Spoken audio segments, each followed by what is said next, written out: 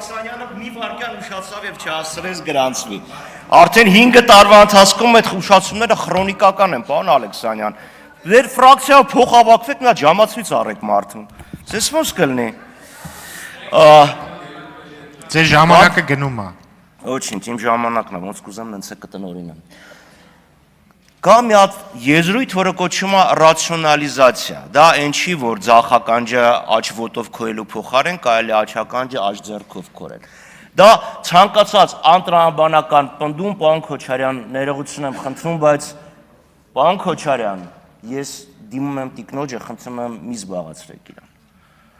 Կա մի երևույթ, որը կոչվում է ռացիոնալիզացիա։ Դա ցանկացած անտրամաբանական բան տրամաբանական փաստարկներով հիմնավորելու